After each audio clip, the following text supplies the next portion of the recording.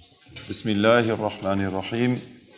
Wa sallallahu ala Sayyidina Muhammadin wa ala alihi wa sahbihi wa sallam.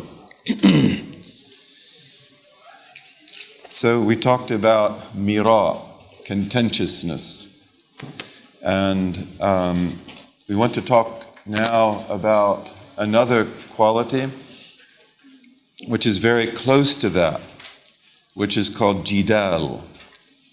And we can call that being argumentative, being given to argument. The Prophet said, sallallahu alayhi wa sallam, ما ضل قوم بعد هدى كانوا عليه إلا وأوتوا الجدل. So he says that no people has gone astray after having been on a path of right guidance, but that they are allotted argumentation.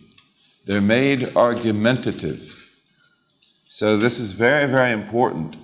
When we find people who continually argue and they can't listen and they can't be just, then that is a very serious warning that they are in fact in a state of misguidance.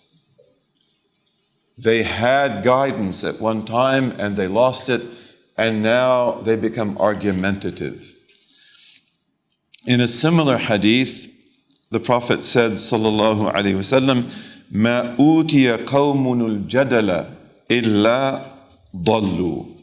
So he says that no people is allotted argumentativeness. No people is given the quality of being argumentative, but that they go astray. And you can see that there's a little bit of difference between the two hadith, because in one, you see that being argumentative also leads to going astray.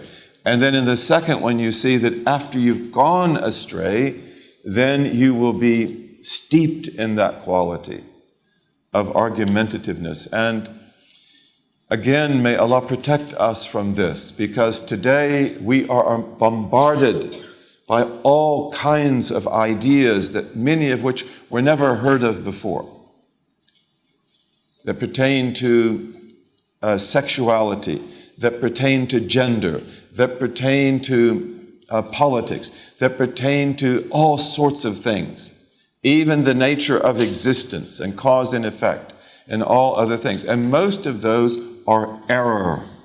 They are misguidance. They are misplaced. And they reflect the loss of a guidance that was greater in the past, when people were more human, when they knew what it meant to be human beings. And therefore, we become very argumentative. Even the questions that we ask are argumentative. Even the way we frame those questions are argumentative. So we want to avoid that. And we want to be people who seek to discover the truth. Who are we? What are we? What are we supposed to do? And then we see, why are things the way they are? So Imam Malik, may Allah be pleased with him, he used to say, we will teach the sunnah, but we won't argue about it. If you want the sunnah as we understand it, as we received it from our teachers, and they received it from their teachers who received it from the Prophet, sallallahu alaihi wasallam, there are only 2 generations between Imam Malik and the Prophet, sallallahu alaihi wasallam, then we will give you that. We won't argue with you over it. You can accept it, you can leave it, but we won't argue, because argumentation removes the light. Argumentation removes the blessing. So argumentativeness is when we are always countering one thing with another, one statement with another, one proof with another, one argument, of course, with another argument. And When we talk about this, we have to be very careful because this is problematic. Because of the fact that sometimes you have to argue. Sometimes you have to clarify things. And indeed, these things that I mentioned before, sexuality, marriage, divorce, gender, so many other things. And we've got to understand what is correct and what is not. And we have to also make sure that we understand what is the Quran teaching us. And what did the Prophet teach us, sallallahu alaihi wasallam? And what does his example mean? Okay, that's all extremely important because people also want to understand things which today are very difficult for them to understand. And usually that's because they have other conceptions that are there rooted in their minds, often that were instilled by problematic experiences, by education. What does Imam Hamza call it? Not weapons of mass destruction, but weapons of mass education or something like that. He uses that word. So, there's a lot of work we have to do, and we ask Allah to enable us to be calm and to be patient and to be willing to submit to the truth, willing to learn. So sometimes argument is absolutely essential. And Allah tells us in the Quran, وَجَادِلْهُمْ بِالَّتِي هِيَ أَحْسَنُ. Argue with them, the people who don't believe, the people who don't understand, in the kindest way, in the most beautiful way. Try to find words that will go to their hearts. Try to teach them things that will clarify the truth to them and remove their confusions. Okay, so in that case, argumentation is very good. But again, it's going to be with kindness, with goodness. And there's nothing in it that shows contempt or that shows the desire to dominate or to force our opinions on them. So, bad argumentation, bad argumentativeness is when you do this for the wrong reason, such as to assert your superiority, to dominate the other, and especially when we defend what is false, what is incorrect. And we may do that, no doubt, believing that what is false is in fact correct. And that's why we have to always ask Allah, show us the truth as truth and let us follow it. أَرِنَا الْحَقَّ حَقًّا وَارْزُقْنَا اتِّبَاعَهُ. And provide us with the ability to follow it. وَأَرِنَا الْبَاطِلَ بَاطِلًا وَارْزُقْنَا اجْتِنَابَهُ. And show us falsehood as falsehood. And give us the provision to put it aside. So this is what you want. And this is the formula of success in this world and the next. You want to make sure also that when you're arguing, that it is not to defend your ego. It is not to champion yourself. But again, we use our tongues, if we are believers who are wise, in order to discover the truth, and in order to clarify the truth for others, and in order to go deeper into the truth and to have greater understanding. So this is the purpose of it. And any other motive than that is suspect. We don't want to just overcome our opponent.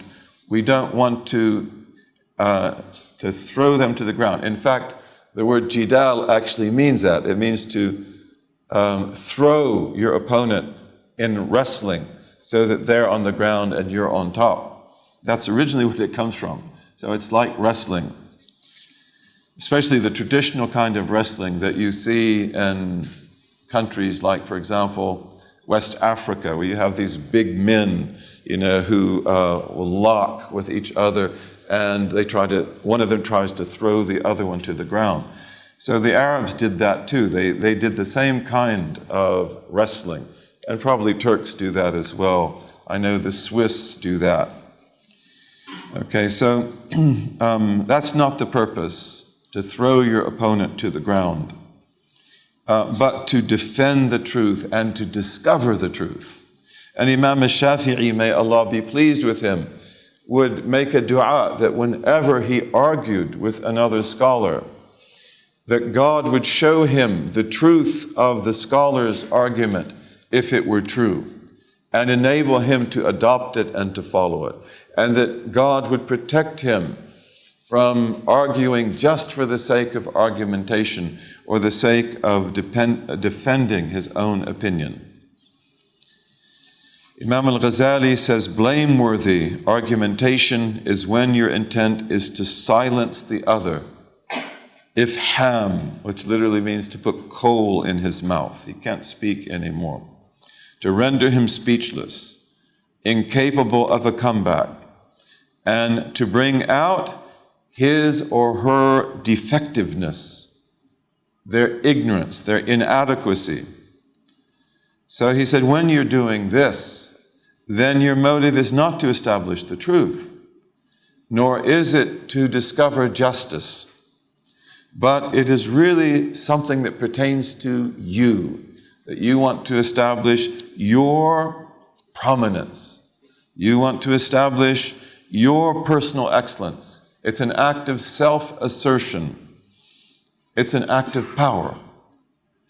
You want to empower yourself and disempower the other. And again, in the postmodernist concepts of speech, most of them are like this, that all speech acts, writing acts, are attempts at empowerment or disempowerment. So for us, indeed, that does happen, but that is the lowest level of speech. And humanism is one of those sets of values that the Western world prides itself on. And so much of what the West today regards to be valuable, democratic, and otherwise, is rooted in their particular heritage of humanism. And I doubt that anyone here is hearing that for the first time. You all know that. We can make a point here that's very important. The humanism of the West very much comes to them from us. And we don't say that to brag. We don't say that to be bigots. Bigots are people who always see the good that's in themselves but not in others. But that's a historical fact. Islamic civilization was a great civilization. And one of the things that hurts today is to see how it has been gutted and so much has been lost. And when we look at the state of Muslims today, it's often impossible to believe that they could have ever been vanguards in anything. But that's the way they were. Humanism comes to the West, no doubt, from various sources. And they're not all from us, but we are one of the main sources. And there's a great book about this, which if you don't know, I would like you to know. And this is a book written by George Maqdisi. He was an Arab Christian, and he was, in my belief, one of our friends, a sincere broker. He writes his name in English, Makdisi, Maqdisi. And he has a book called The Rise of Humanism. And you should have this in your library, if you don't already. And you should look at it. This is a really good academic study. The Rise of Humanism. The Rise of Humanism. And he has another book also, which is usually more difficult to find, but it's also very valuable, called The Rise of Colleges. And in both of these books, he shows that the rise of colleges in the West, the PhD degree, the doctoral dissertation, scholastic freedom to research and to write, all of these things are rooted very much in the Muslim world. And again, he's not just asserting this, he's actually proving this. And so in humanism, for example, he has much information. But one of the things that really struck me is that he notes how Pico della Mirandola was an Italian Renaissance figure who lived in the 15th century. And he writes a book around 1486, if I'm not mistaken, about the greatness of man, meaning here the human being. And Pico knew Arabic. He knew many other languages as well. And when he is speaking to a group of Catholic clerics, priests and others, they don't like him very much. They didn't like him. And he says, "Reverend sirs, reverend sires, man is the measure of all things, as I learned from Abdullah the Saracen." As I learned from Abdullah the Arab, the Saracen. That's an amazing statement. You can imagine that their faces turned red or white when they heard that. And what George Maqdisi says is that Abdullah the Saracen, we don't know who he meant by that, but it's probably Abdullah ibn Qutaybah, who wrote about 600 years before Pico, and who writes about the greatness of the human being. So we did have a humanistic tradition. We had a humanistic tradition that, in the case of people like Abdullah ibn Qutaybah, is very much a literary tradition. And we found it in the circles of the udaba, the writers, the poets, and others, and the chancelleries, the men who write for the government, who write diplomatic letters and things like that. So they cultivated a type of humanism, and it's probably the one that will go to the West. But we have another type of humanism, which is absolutely essential to our tradition. And we can refer to this as transcendental humanism. And the two overlap. But transcendental humanism is the belief that the human being is indeed the measure of all things. And the human being is this amazing creature who is specially created to be God's vicegerent on earth. And this is the most important part of his trust. But that human being can only attain that role if he or she transcends himself, purifies himself, disciplines the ego, and is transformed from al-insanul hayawan, from the animal human being, to al-insanul kamil, to the perfect human being, the perfected human being, the human being who, although not a prophet or a messenger, becomes like the prophets and the messengers by imitating them, by learning from them, by following in their footsteps. And this is one of the most important parts of our Islamic tradition. And it's one of the most important things for us to regain today. But it's very important that when we speak, the act of speaking, whether it's in disputation or argumentation or whatever it may be about, that it is something in the service of this transcendental humanity that we seek to attain and we seek to arrive at. And that it's not there for any other person, any other reason. It's there to establish truth and to establish justice and to let us go forward. And so Imam al-Ghazali says that, and I said this again in the context of just referring tangentially to postmodernism and the idea that all human speech is suspect.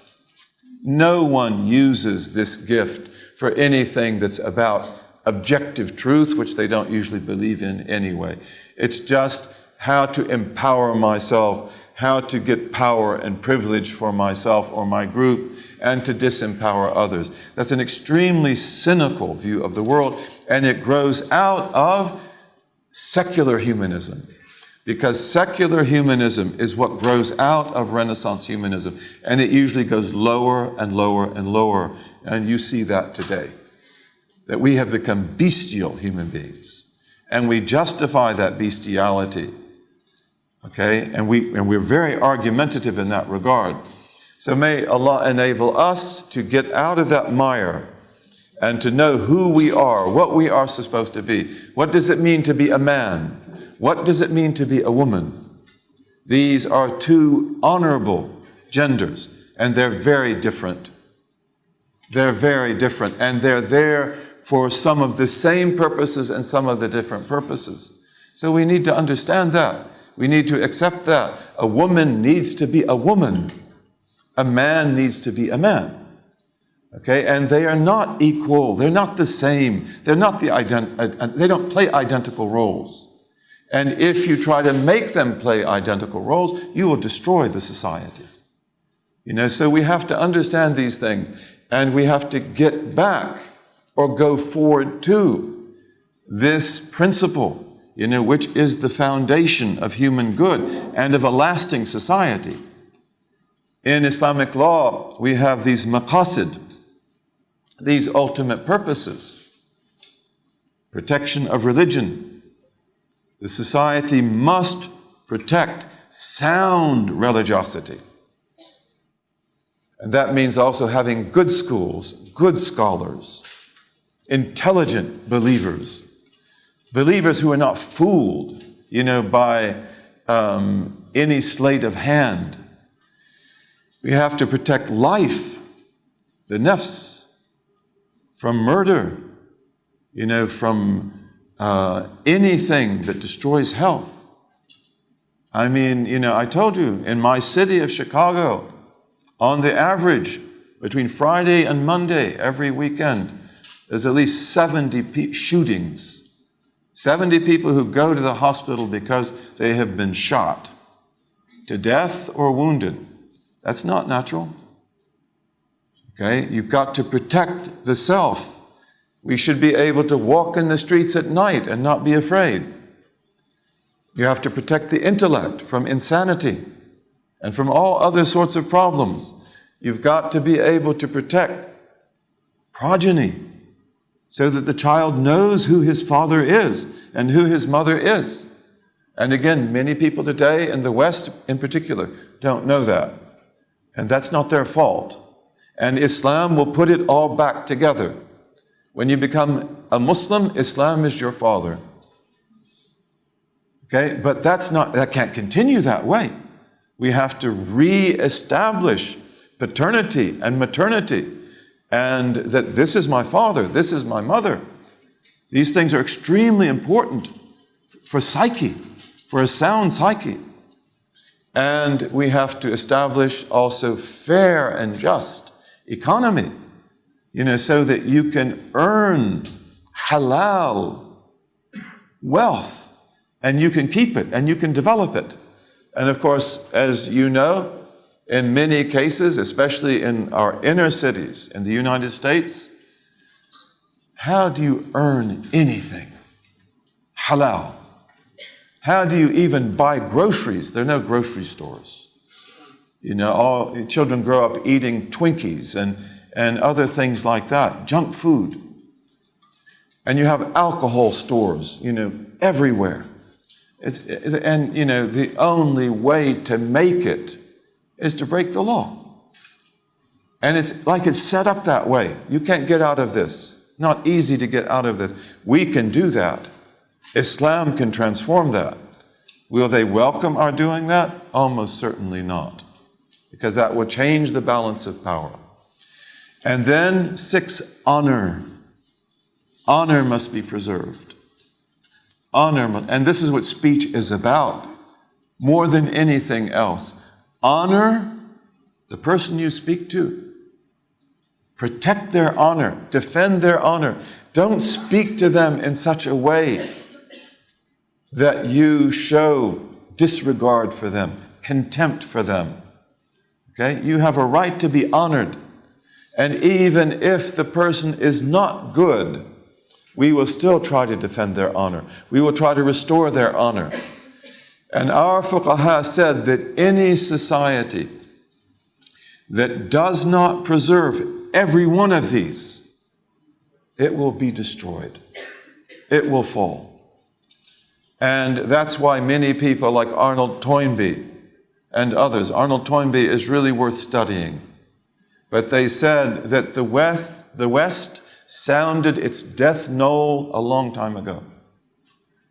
Civilizations don't die in a day or a night, but it's in extreme decline. Okay? And Islam is what can bring it back. But we've got to be able to live that Islam. And we've got to be able to show it to them. And we've got to be able to do that in a way that is intelligent and wise, bi'iznillahi ta'ala. So Imam al-Ghazali says that if you can't speak like this, if you're always contentious, always argumentative, then the best thing is silence. He who keeps silence will be safe in this world and the next. Don't say that which is blameworthy. Keep silent about it. And there's no harm in that. And he says that jidal, argumentativeness, is most likely to occur. And it is most precarious. It is most dangerous when we talk about matters that pertain to belief and also to schools of law. And this would be true about anything people believe, even when they believe things that are false. And also ways of life that they've adopted. So this is where they're most likely to be argumentative, because they will defend what they believe to be true, even if it's not true. And they will defend usually what they do, even though what they do is horrendous. And they will cover that up. They will deny that. Okay, so this is where it's most likely. And for us, we must believe authentically and genuinely. And Sheikh Faraz, Sheikh Umar, hopefully everyone here who's teaching, we promote the belief that Ahl Sunnah wal Jama'ah, who are the vast majority of the Muslims, have upheld as correct. Okay, this is our obligation to do that and to teach that. And this belief to us is more precious than anything in the world. And it's very natural for us, if that belief is attacked, to respond aggressively. But that's not the best thing to do. We want to be able to control ourselves, and we want to be able to respond with a smile and with wisdom and with intelligent words, words that disarm the opponent and enable him or her to listen. And especially with madhab, schools of law. When you adopt a madhab, you usually become emotionally attached to it. So don't let that make you disrespect other schools of law and other opinions. And in the definition of madhab, school of law, we distinguish very clearly in Islam between what we know without a doubt, without debate. We call this qat'i, things that are definitive, they are conclusive. Okay? So in belief, in aqeedah, the foundation of the aqeedah, it must be things that are conclusive.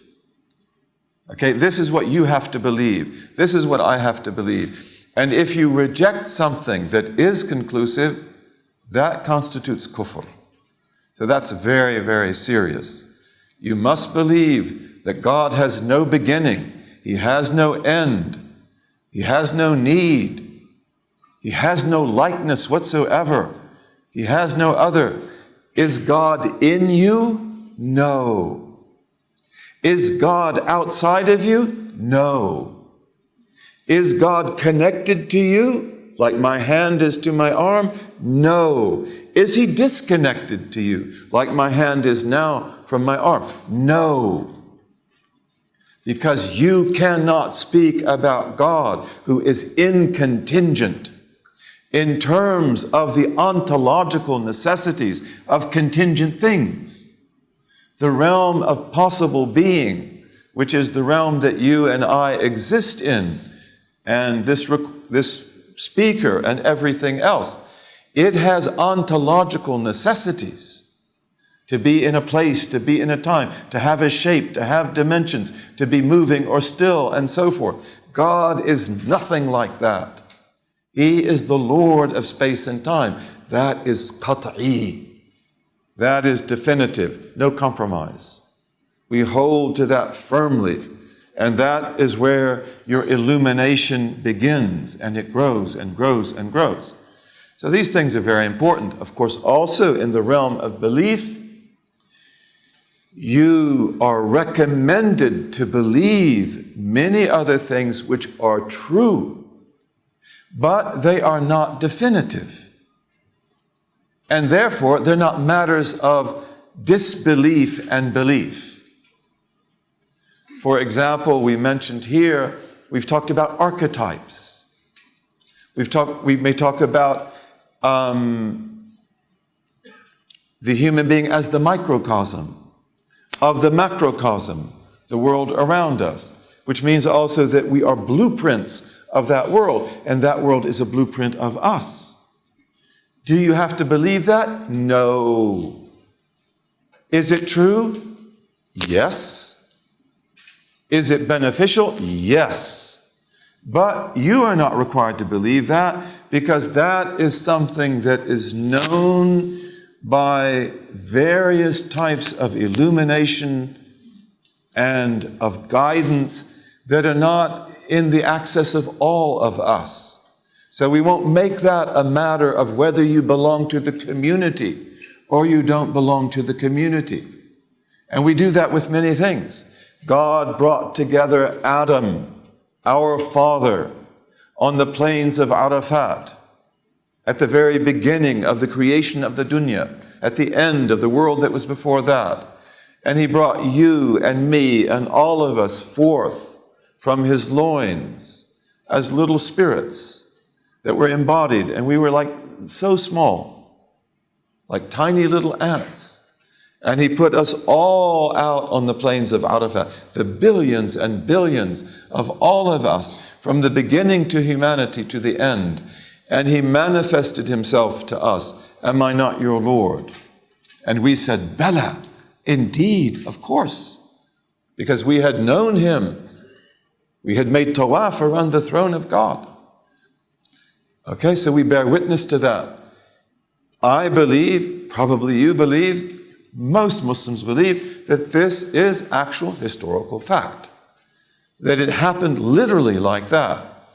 Are you required to believe that? No. Because some people can't.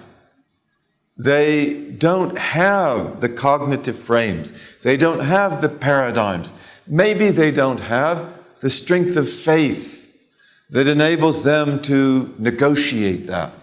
So they are allowed to regard that to be a metaphor as a mercy to them, so that we won't make this an issue by which we put them out of the community.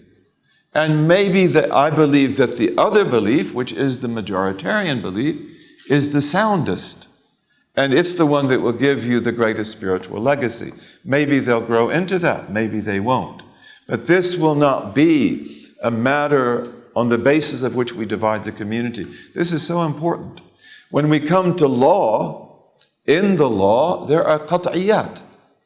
There are things that are beyond question. You have to pray 5 times a day. You have to fast the month of Ramadan. You can't eat pork. You know, these are general rules, and you know about these. Is that madhab? No. Is it Hanafi madhab not to eat pork? No. Is it Maliki madhab? Is it Shafi'i madhab? Is it Hanbali? No. That's not madhab. That's qat'i. We all agree on that. Anyone who disagrees on that is outside the community. That's kufr. But madhab is when we have dhanniyat. We have conjectural matters. Man ahya ardan mawatan fahiya lah. Whoever brings fallow land to life owns it. Okay, all the schools agree to that in principle. And that's one of the most revolutionary teachings of Islamic law. Whoever brings fallow land, neglected land to life, owns it. Jew, Christian, Muslim, Magian, doesn't make any difference. If you belong to our community, you live under the Islamic governance, and you're a Magian, or a Jew, or a Christian, or whatever you might be, or a Muslim, and you bring fallow land to life, you own it. Okay, now is that a definitive statement, or is it a conjectural statement? It sounds like it's definitive, doesn't it? But it's not.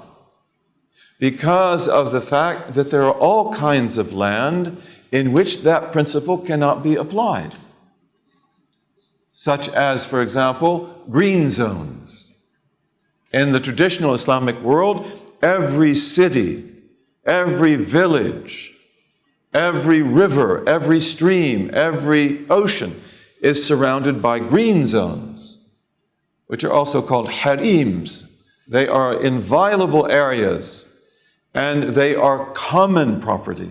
They're commons, where people can go to get firewood, they can go to graze their sheep, they can do all kinds of other things. You can't bring that to life.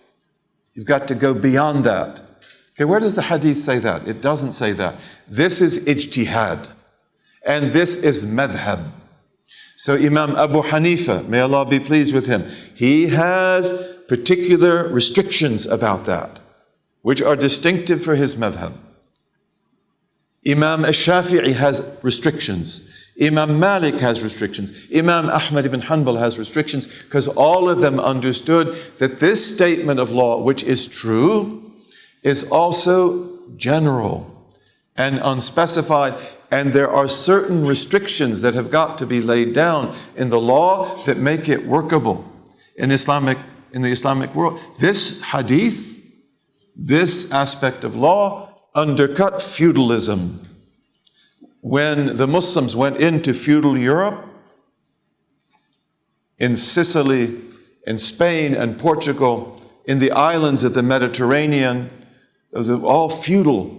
When the Ottomans go into Eastern Europe, and some of the Eastern Europeans begged them to come to their lands so they could be free to worship God the way they wanted to worship God. The Hussites, they're an example of that. They are like Lutherans before Luther, and they wrote to the Sultan and said, please conquer our lands, or the Catholic Church will exterminate us. And the Ottomans weren't able to do that, and the Hussites were exterminated. That's what happened.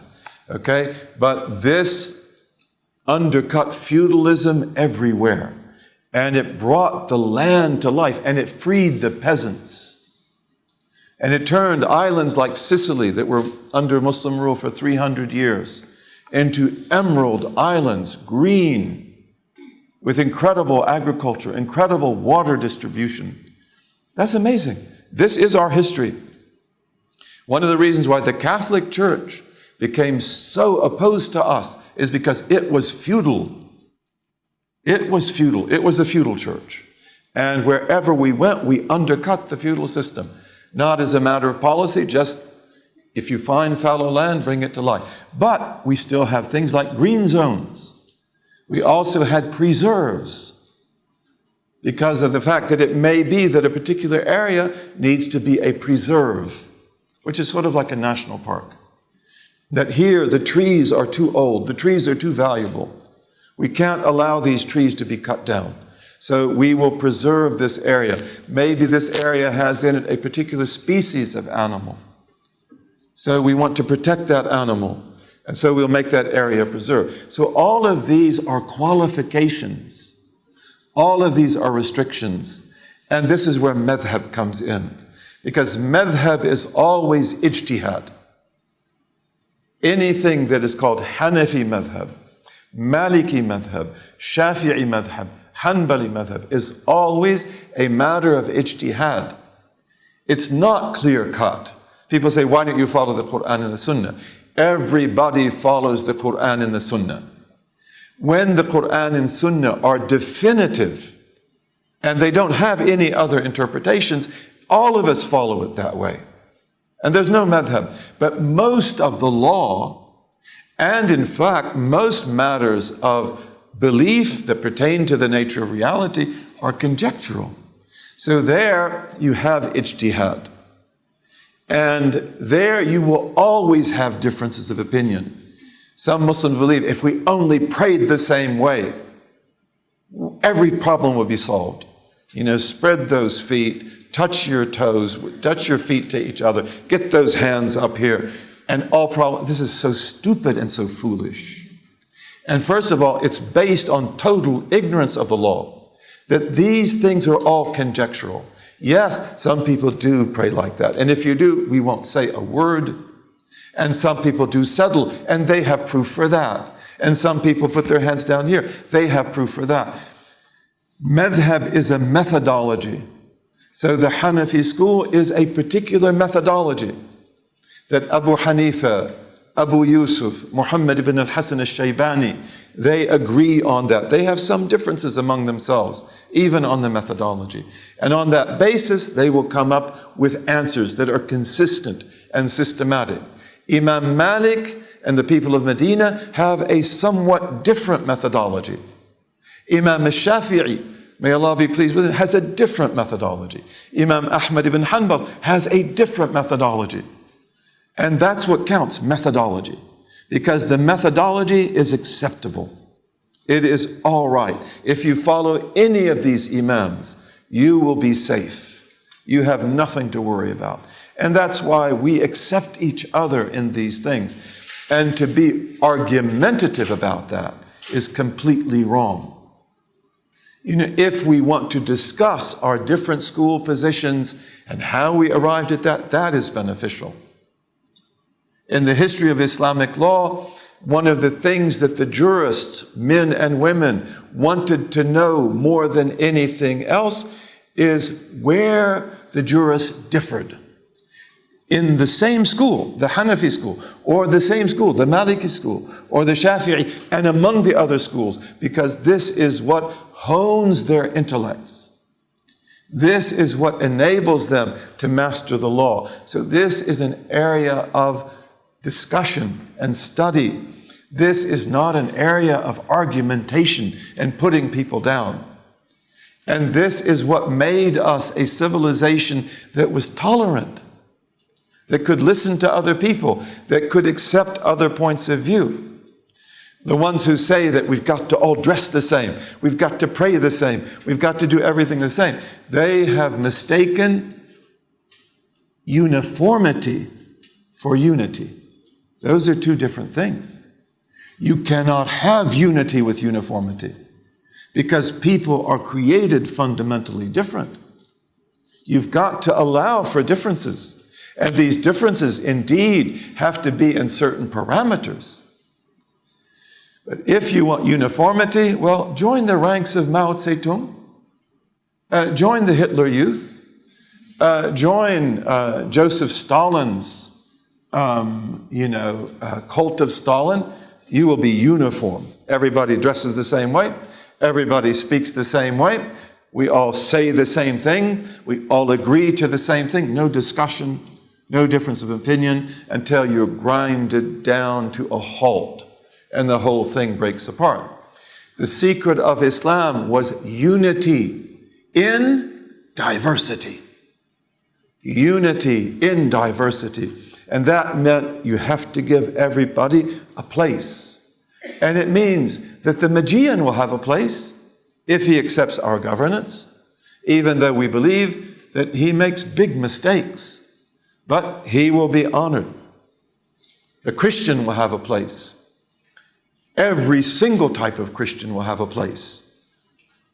Okay, whether they're Irish Christians who were exterminated, or whether they are Nestorians or Malachites or Jacobites or whatever they may be. And they will all have distinctive communities and distinctive judges. And the Catholic Church in Spain, every major city in Spain and Portugal had a Catholic bishop, honored and protected, who could go to Rome whenever he wanted. Nobody ever bothered him. And all the other Christians are also free. Okay? They have their space. And the Jews flourished under Islam as they have never flourished in their history. In Spain and Portugal, the Sephardim, the Spanish, the Andalusian Jews, the Iberian Jews, they develop a culture that Jews never had the likes of before or after that. And when the Jews are destroyed in Spain and Portugal, the Sultan of the Ottomans will open up the doors of Istanbul for every single Jew who wants to come. And he welcomes them. Come here, you can live here, you can be, and that's why they loved the Sultan. The Orthodox Church, the Greek Orthodox Church, loved the Sultan more than they loved their own metropolitan, because he defended the Greek Orthodox Church. He purified the Greek Orthodox Church. He got rid of nepotism. And that's why when nationalism begins to rip the Ottoman Empire apart, especially in the 19th century, the Greek Orthodox Church will stand by the Sultan until the end. You wouldn't believe that today, but that's what happened. So everyone has their place. And the Muslims all have their places as well. Even those who are innovators, even those who are false.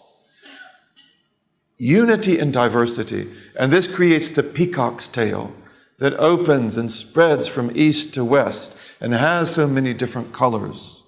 Okay? So these are things we want to learn. You know, beware of being argumentative. To explore the truth, who are the people who begin and really develop comparative religion? We did. And we did it without any animosity. And some of the great books and you have books about Hinduism. Muslims wrote things about Hinduism that are superb, absolutely superb, about Vedanta, the traditions of Vedanta, and that are based on knowledge and respect. And we studied all the religions, and you know, this is because we want to know the truth. We want to also clarify the truth because we believe that we have it. But we don't do that by lying about other people, but by telling the truth about them. So may Allah enable us to bring this back to life and, to live this way, bi-idhnillahi ta'ala. Again, to not be argumentative.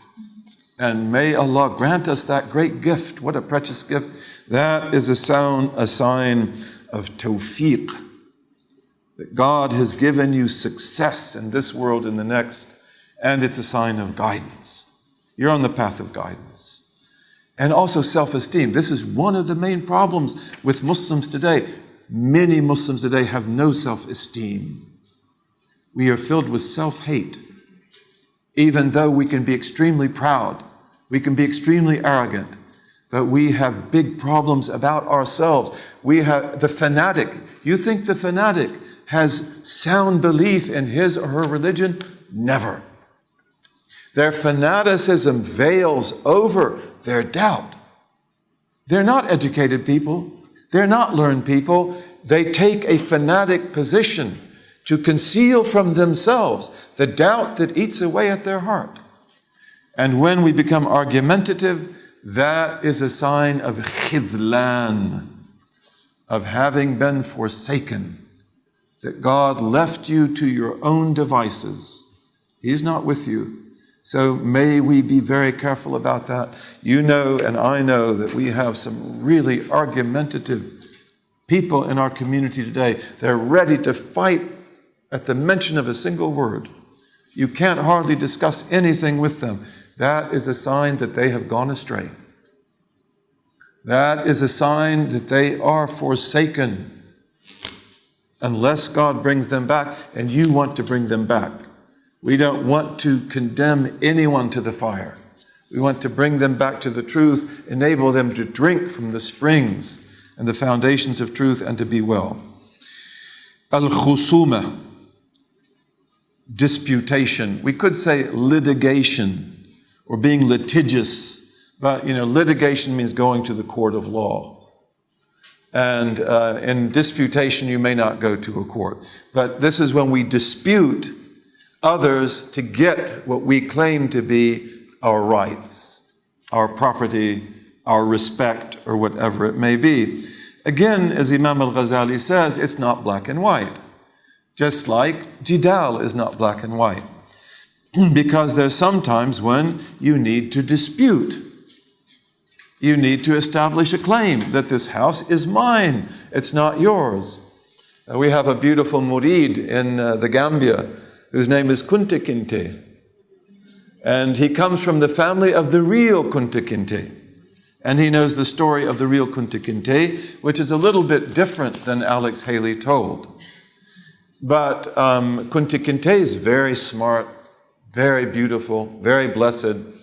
And he understood that the city of Banjul, the capital of the Gambia, where he lives, would expand into the precincts. And so he bought land that nobody was living on when it was almost free. And his family said, "You're insane. Why did you buy that land?" Well, he wasn't. He was very smart. So as the city expanded, then that land became extremely valuable. And there is a big piece of the land, that is on the main road that goes through an important part of that city. And it was taken from him by force, by the government. And they built there the Center for Democracy and Human Rights. Isn't that ironic? They've had trouble ever since they did that. Usually the directors die. And usually they can't even live in the building because this is Kunta Kinte's land. You took it from him by force. And he has a right to it. So he has a right to dispute. He tends not to do that because of the fact that, if the political situation is not favorable, then he's not going to succeed. But he has that right. He has that right. So there are things that you have a right to do. But disputation can also be blameworthy. And this is, of course, especially when we do it unjustly for something that is not our right. And that's not just blameworthy, that is forbidden. And again, you could think of many examples. You don't need examples probably. But unfortunately, in our community, in the United States, this happens often in divorce court. And there you will see things you would never believe would have happened. A husband will attack his wife and accuse her of things that she never did. He will try to slander her and to destroy her reputation in front of the judge. And it's almost as if he wants to ruin her. Like, I used to love you, maybe, but now I hate you. You have no standing in my eyes. And maybe the woman will do that to the man. It happens both ways. You have women who do that too, and they will tear their husband to shreds. Okay, so that is forbidden disputation. That is evil disputation. But also, we do not dispute on the grounds of inadequate knowledge. We've got to know that the point we defend is right, that it is true, and we've got to be fair. And we must know the whole case, and we've got to be just. And As we've said before, if you do experience cases of disputes in court, or disputes between husbands and wives and things like that, you probably have seen yourself that the case is always more complicated than it seems. If you hear just one point of view, even though that point of view may be correct and it may be justified, there's always much more to the story. And you need to find the whole story. And then, inshallah, you can set it right. I was once with a sheikh who was confronted with a really horrible dispute in a family. And the son was almost ready to attack his father. And the mother was crying, and she was on the son's side. And it was like the whole family's going to be ripped apart. And so basically he told them, time out. No more fighting, no more discussion, and I will speak to each of you individually over the next 5 or so days. And I had the honor to be with him when he did that. And so you sit down and you talk with every single one, even the smallest daughter. And, you get a completely different picture. And in the end, he was able to put them all back together. And now that family is doing very, very well. Okay, but the thing is that things came to light in that even the father didn't know, even though the father's very good. And he was quite justified in certain things he did, but not in all things he did. But things were brought to his attention that he didn't know. Things were brought to the mother's attention that she didn't know. And then peace was made between them. Okay, so this is the kind of thing that we want to know. And then you find out what is really going on here. If you had taken the mother's point of view, which was very correct in many things, or the father's point of view, or the son's point of view, then none of that would have worked. It would have done injustice. It would have been arbitrary and partial. Imam al-Ghazali says, even when you know that you are right, that the truth is on your side, disputation is generally dangerous to your heart. So be careful. Be careful.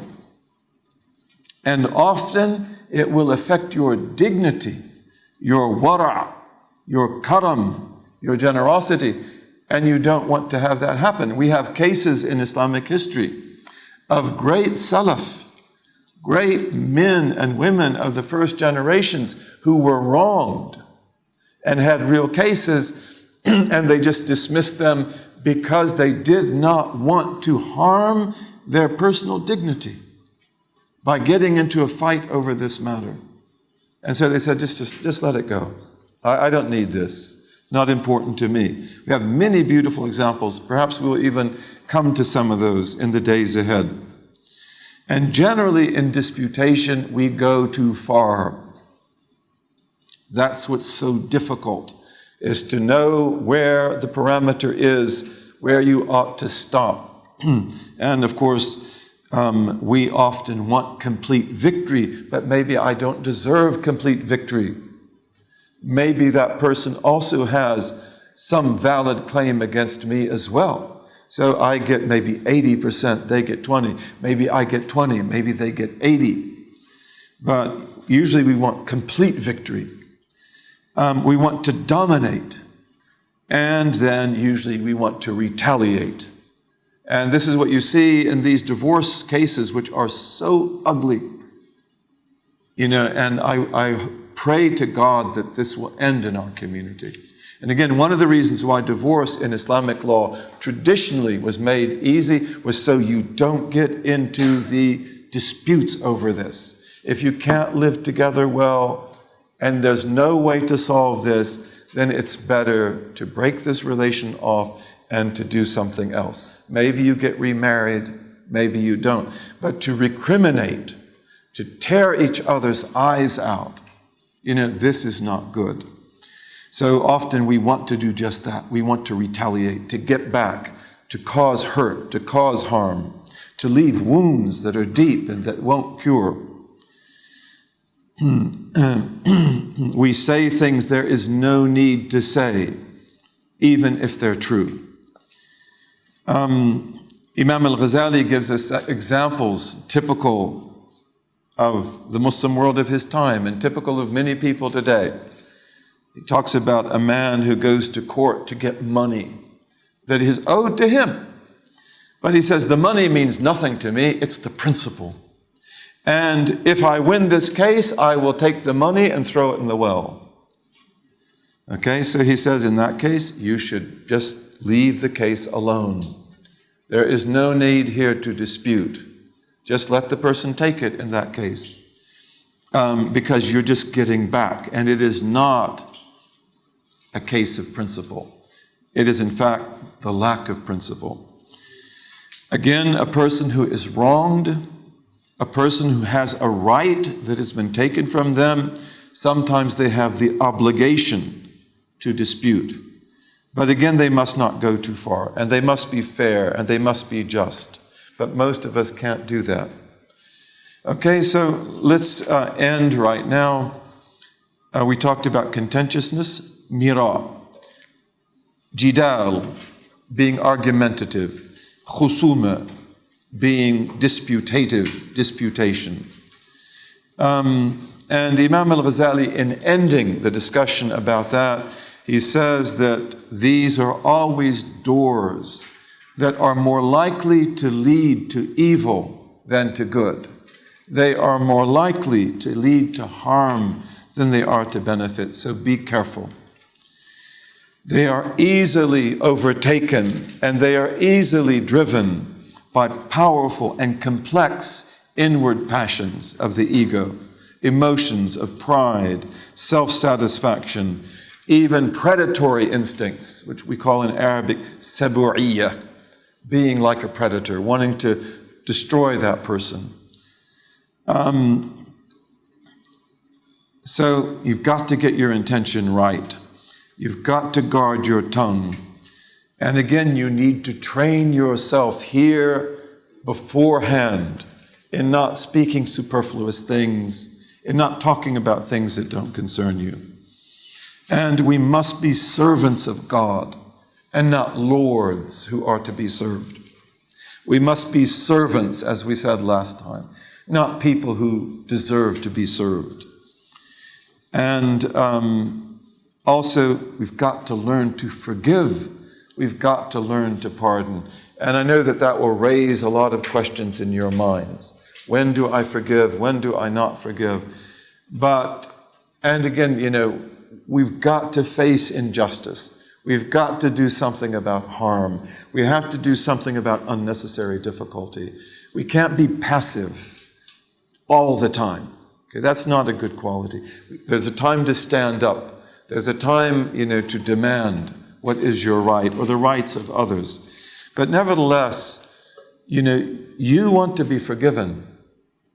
And when you leave this world, you wake up and you discover what this world was all about. You want to wake up before that. You want to wake up in this life. And you want to know that this religion is the truth, that God is real, God is true, and we will meet with Him, and He will judge us. So we want to prepare for that. And when we go back, we want to be forgiven. And no matter how much harm may have been done to us, and no matter how much punishment and reprimand others may deserve and receive on the day of judgment because of what they did to you, you don't want to be reprimanded, and you don't want to be punished. You want to be forgiven. And one of the surest ways to do that is to forgive others. To be able to forgive others. And you do that like, I want you, my Lord, to forgive me. And therefore know that I have no disputes, no arguments, and no contentions on the day of judgment. And no doubt you have people in your life who have harmed you. Because this is the way that life works. Look at Maulana Jalaluddin. He loved Shams Tabrizi. Shams Tabrizi, you would have loved him too. Shams Tabrizi was a great man, a great scholar. He was a lion. He was not a hypocrite. And he didn't like hypocrites. And he spoke the truth to everyone, whether they liked it or not. That's the way he was. But Maulana Jalaluddin loved him in a way that is like the love of a son of his father. And it goes beyond that. And it is a metaphysical, spiritual love. But because of jealousy, certain people thinking that they were doing good for Jalaluddin, they separate him from Shams. In the beginning, just for a time, and then Shams never comes back. Was he killed? Was he not killed? We don't know for sure.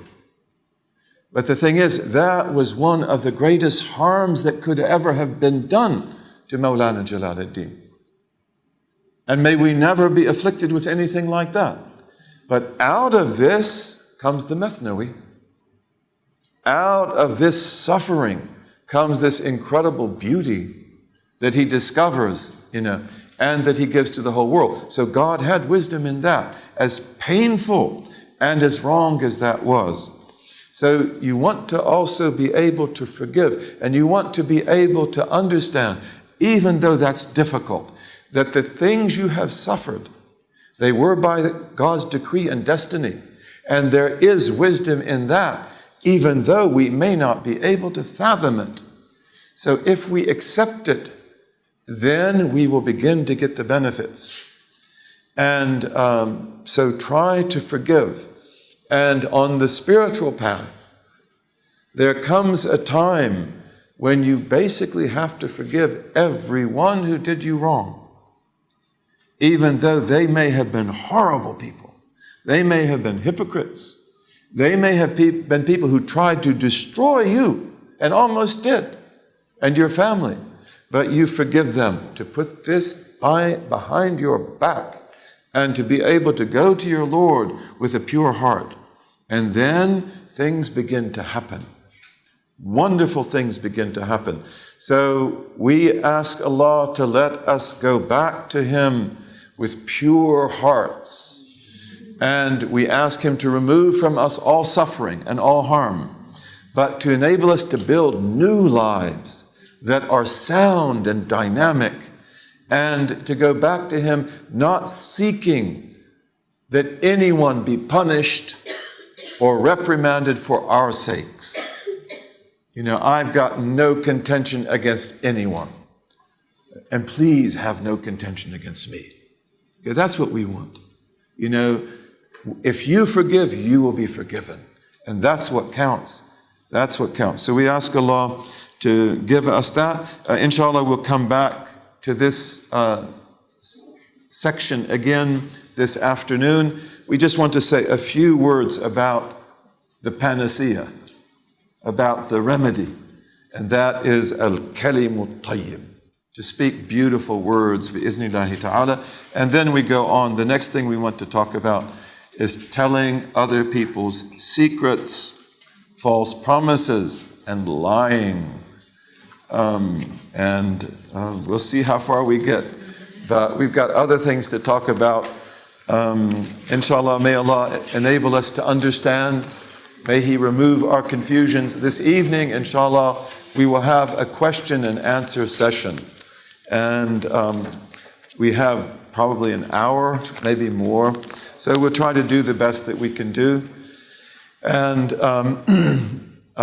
inshallah, we'll see you this afternoon. Allahumma waffiqna lima tuhibbuhu wa tarda waj'alna min 'abidika as-su'ada wa ammitna 'ala kalimati al-huda 'allimna ma yanfa'una wa waffiqna lil-'amali bima 'allamtana bih واجعل ما نحن فيه خالصا مخلصا لوجهك الكريم يا رب العالمين. اللهم اجعل تجمعنا هذا تجمعا مرحوما وتفرقنا بعده تفرقا معصوما لا شقيا منا ولا محروما. آمين آمين آمين.